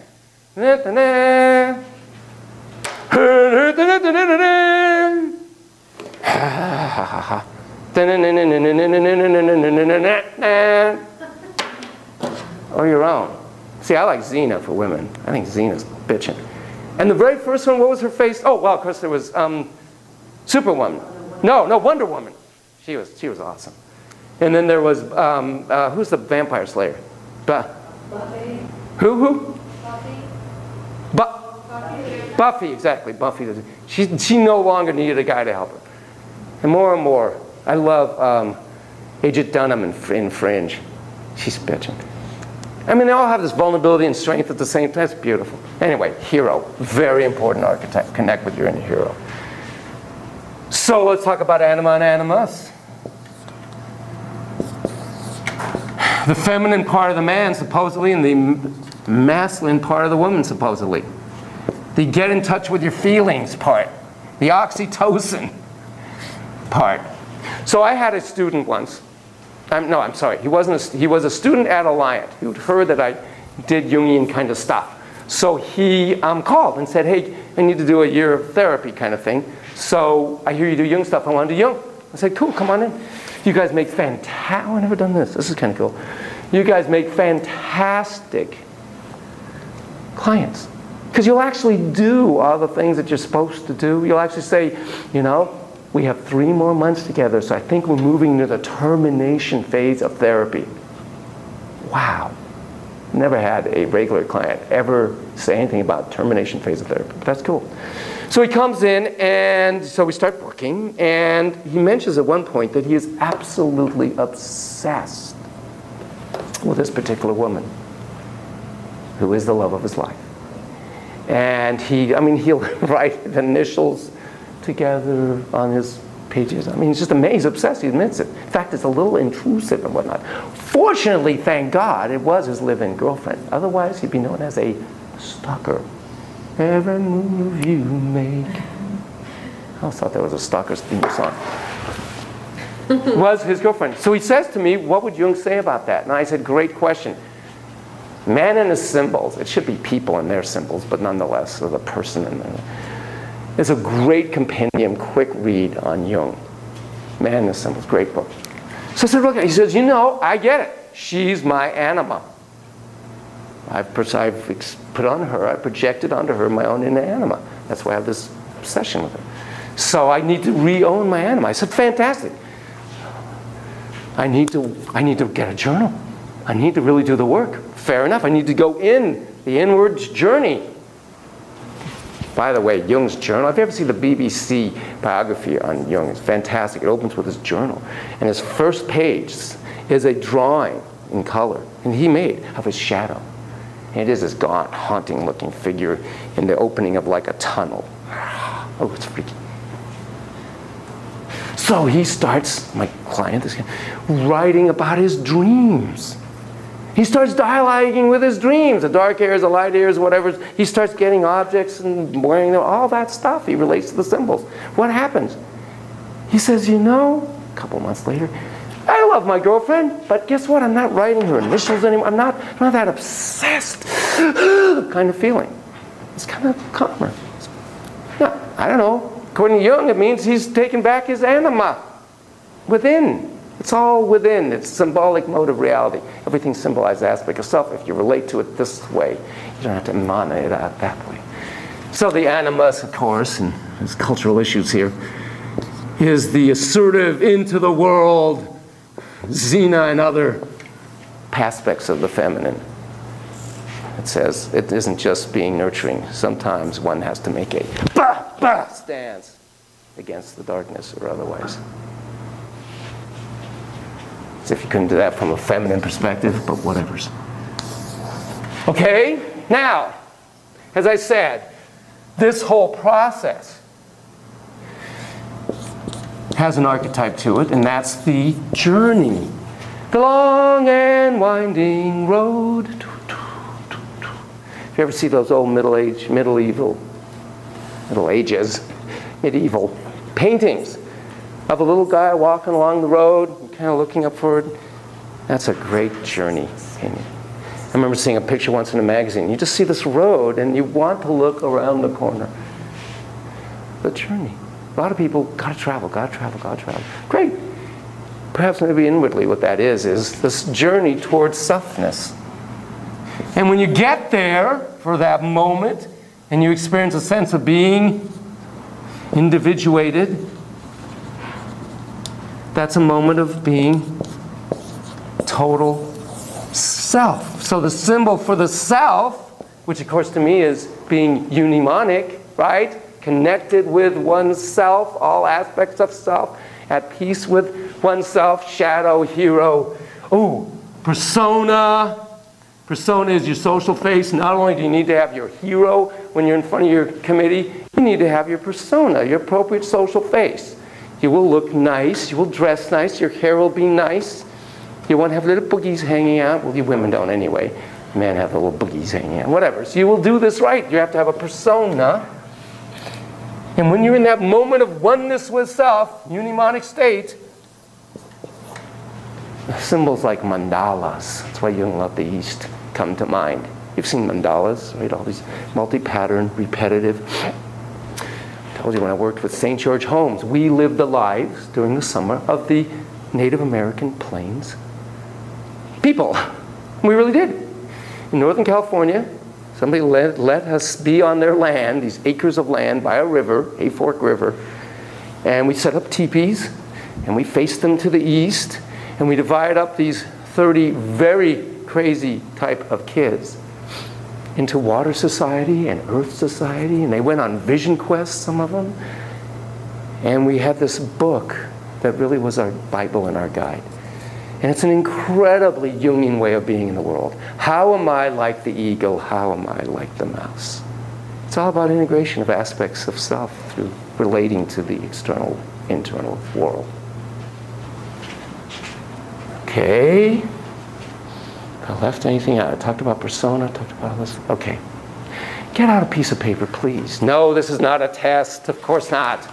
Psychological safety remains intact. What I would like you to do is draw the mask. Mask I haven't drawn? What do I... You're going to draw the mask, oh please, of that famous deity from the Isles of Huninyankang called Kanamanakiki. You can draw the mask of the deity. I love these looks like, what? Draw the mask. I went to grad school for this? Holy schmoly. Paying all this money. Draw the mask of that famous deity from the Isle of Huninyankang by the name of Kanamanakiki. Draw the mask of Kanamanakiki. Thank you. Just draw the mask. Just have faith. Just trust. Just do it. Draw the mask of Kanamanakiki. There's a reason for this. Draw the mask of Kanamanakiki.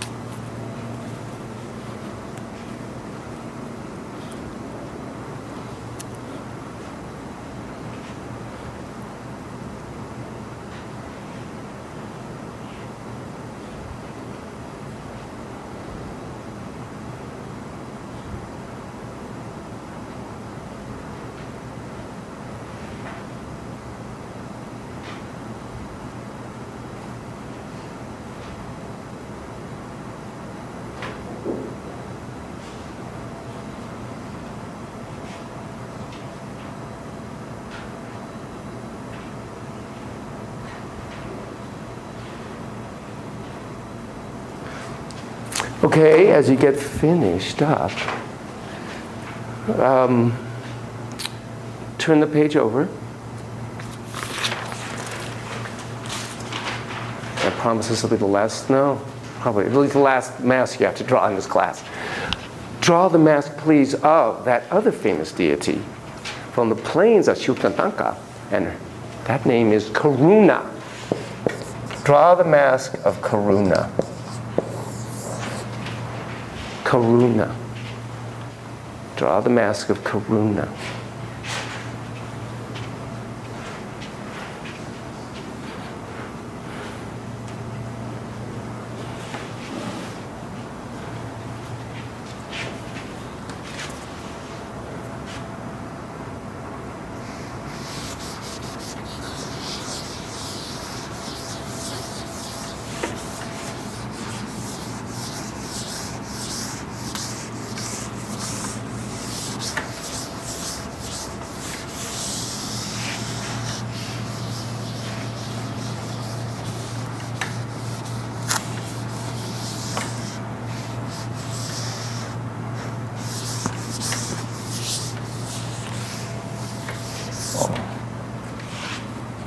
While you're doing that, I should also tell you there's one other aspect of the shadow, and that is the unfulfilled or unlived longings of aspects of ourselves. So there's the dark shadow, but there's also aspects of ourselves that we don't live out. And so there's sometimes a shadowed element to that, the longing. In fact, when we look at,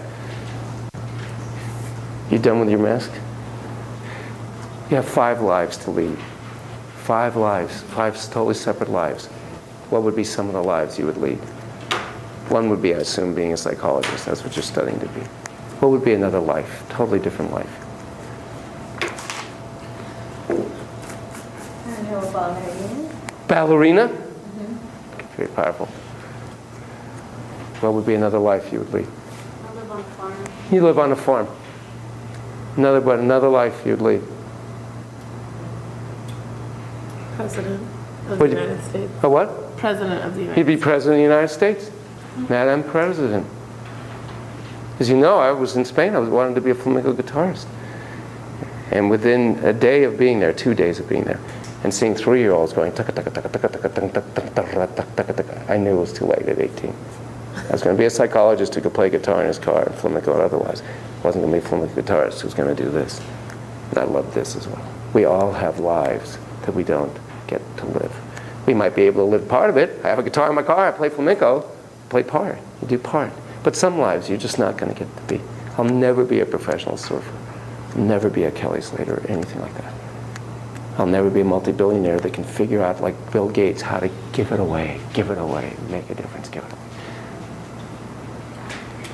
And being a ballerina, there was once a wonderful tape of Fritz Perls with a woman who had to grieve that she was never going to be the celloist.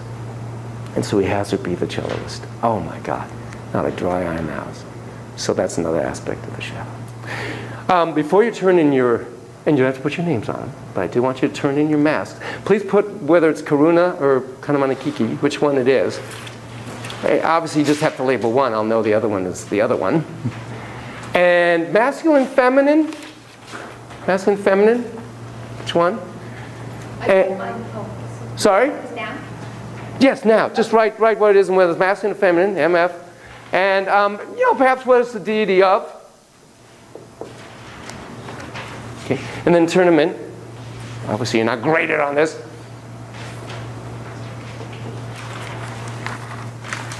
Yeah, just give it to me.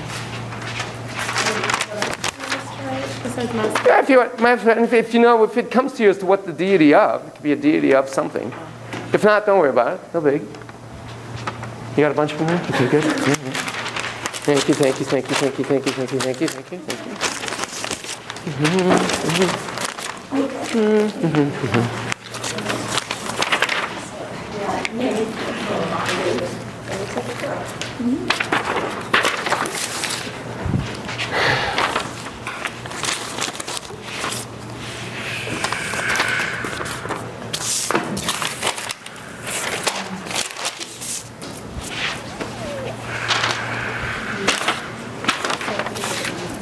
Okay, so now let's imagine. Come imaginative ones. A mere 23 minutes ago, these gorgeous little goslings were born. 4 little gorgeous little goslings are right there. And as you well know, if I start walking and they don't see anybody else, they're going to imprint to me. Remember Lorenz? Remember? So they're imprinting to me. Come little pumpkins. Okay? So let's imagine this. There's a clothesline from here to there, kind of angled down. Okay? And we're going to take this board. We're going to take a piece of it. And we're going to cut out this shape. Now, put your analytic side to the side for a moment and just go with me on this shape. Okay? So the shape is like this. Well, kind of. Come on, go with me. It's okay. It's okay. You're going to be okay. I promise. Okay? That's the shape. Just trust me on this. So we cut out that shape. Okay, we got it. It's on here, and it's on the rope that's going between the 2 walls. Got me? Okay, now I'm going to push the shape over there. Guess what? Little goslings are like, now they're over here. Okay, now I'm going to slant the rope the other way, and I'm going to, so we got that, now it's over here like this. And I'm going to push it. They freak. They're all underneath here. It's okay, so you're really scared. It'll be okay, I promise I'll protect you. We have the soldier, we have a lot of protectors here.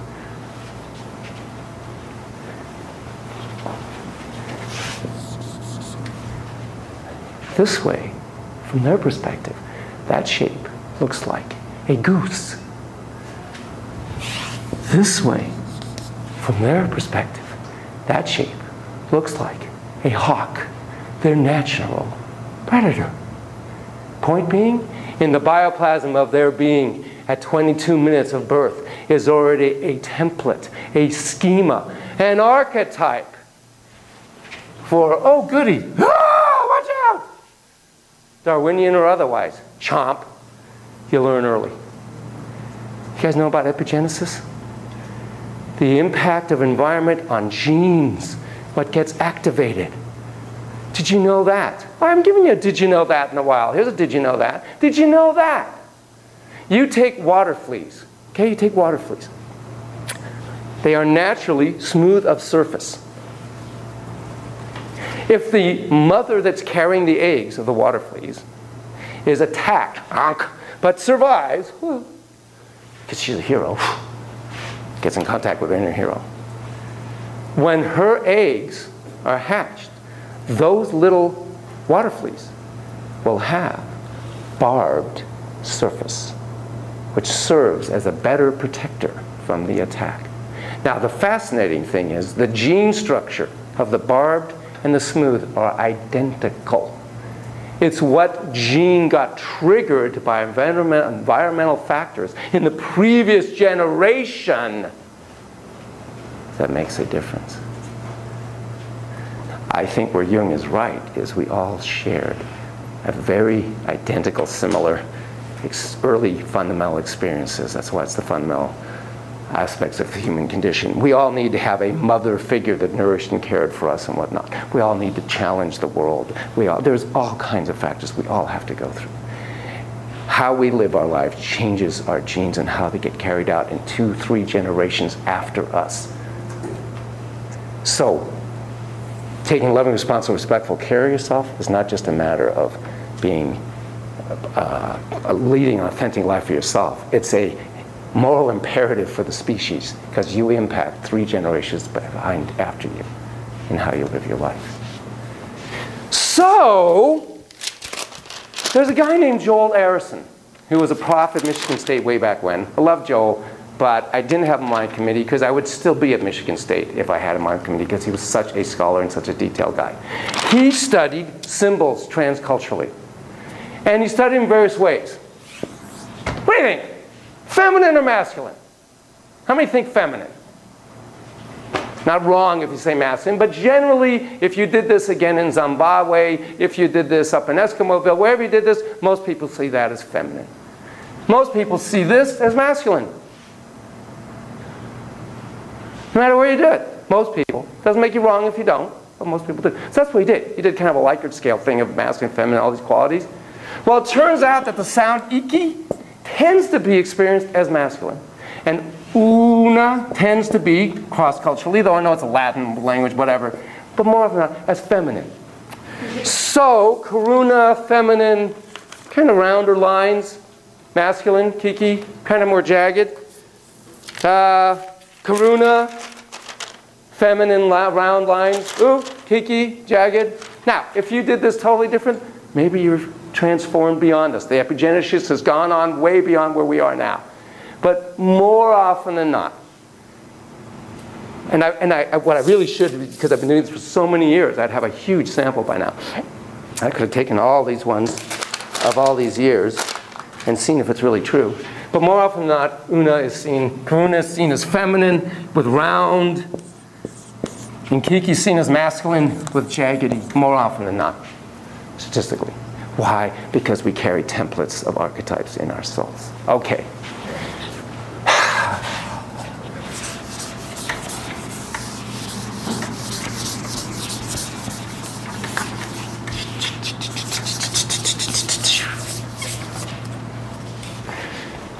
If we're going to deal with images, because that's how the non-conscious areas speak,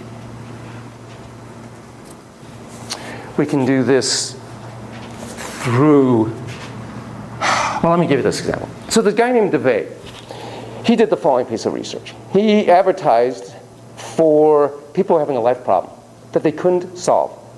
No solution for at least 3 months. They've had no solution, but it's still imperative to solve for them. He got 32 responses. How convenient. He divided them up, not a large N, but nonetheless, into 2 groups of 16 each. One was the problem-solving group. Prefrontal cortex kind of approaches to solving this problem. Problems, by the way, were such as one woman was trying to write a poem for her mother. Mother's 60th birthday. Write a poem. Another person was having a problem in a marriage. Another person was an engineer trying to come up with a certain design. Another one, oh, can't relate to this. A grad student couldn't come up with a dissertation topic. So 2 groups. One, as I said, problem-solving strategies. The other was, of course, the imagery group. Had them lie down. Why don't you notice something? I had you all go into imagery just like that. I didn't have you close your eyes, tighten your toes, let go of your toes. I didn't have you do anything like that. I just said, hey, princess, you see her? Boom, where is she doing? Bam, off you go into the magic mind. It doesn't take much. You're just there. You're just 3 synapses away from a whole other world at any given moment. So we had these people think about their problem, and then just imagine, just start following an image, and he would ask them kind of like I just did with you, expanding questions or comments as he guided them. Everybody go home then? Let me know within a week whether some solution to your problems come up. Well, lo and behold, 12 out of the 16 in the image group, sure enough, came up with some solution. The one I remember with the merit problem, in her imagery, it was clear to her what she was doing that was being negative. He then took, there was only, I think, about the same ratio. I think it was either 2 or 4 out of the rational problem-solving group that came up with a solution. He then took the others, and that was smart, put them in the image group, and same statistics about in terms of their coming up with a solution. Okay? I had a client who was a marvelous adult. I saw her as an adult. She had been severely molested by her father, ongoingly, from age about 5, pretty much since she can remember, to age about 12. And her mom knew but pretended didn't. It was just a horrific situation. She had an amazing ability to imagine. See the door of your childhood home. And as you see it, describe it for us. Big. Okay, what color? Brown. It's a brown door. Okay. What's the doorknob like? Is it a doorknob? Yes. Just a normal. Okay. Okay. Now, you're doing wonderful. I want you to see child you. I don't know whether you're 4 years old, 6 years old. Okay, you see her in front. And what is she doing? She's in front of the door. Try to get inside. Perfect. Okay.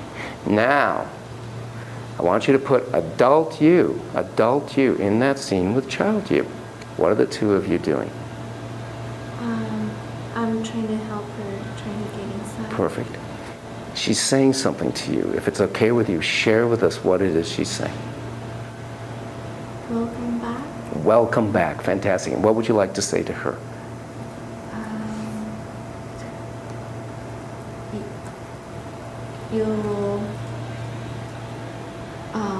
You will experience a lot. Very good. Bravo, bravo. See how fast this is? You just go. You can ask somebody about their child, and that's wonderful. Or you can have them give you a tour of their childhood home, see them, child, put adult you there, or adult them there, and all kinds of things start to happen. It's just like a waking dream. It's just like a imagined sand world. It's however you want to put it. It's relating to aspects of self within self within self.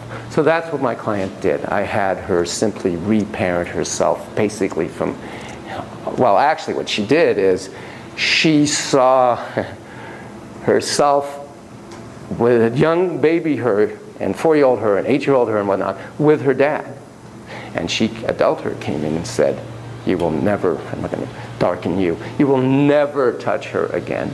Here is the police. So she imagined the police, she imagined him being arrested, she imagined going to court. This was all very, very deep and vivid imageries for her. And she got custody of herself. And she raised herself. Okay? So you can have personal imagery solutions to to life dilemmas. So you like solutions and problem solvings. And you take whatever the situation was when you were little that was traumatic and difficult, put adult you or Spider-Man or the princess or the striping jet or whomever, whatever you want, in there and do a redo. Now, as you very well know from brain neurology, the brain encodes imagined, created realities in the exact same way as it does what we call external reality. The seat you're sitting on and you're feeling and whatnot is your representation internally of that seat, which we may or may not agree to have a consensual validity of, yeah, we all encode the seat the same way. We'll never know if this black is your black.5 never know. We all call this black. We've come to that. It's all internal representations. As you know, if you practice a 5-fingered piano piece without ever playing it, you just are taught it to do, that area of the brain will increase. So when you, in fact, are parenting little one you're in fact creating actual memories in the same way, particularly if you really get into it, in the same way as if it really happened. So you really can give yourself the childhood you never had and experiences you never had. They will change your schema. Again, it's like play therapy of the mind.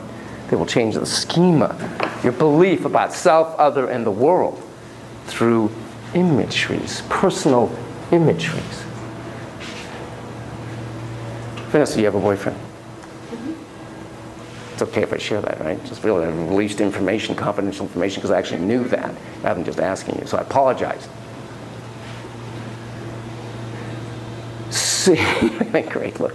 See, and we can do this so many different ways. Let's do, what's your boyfriend's name? Mark.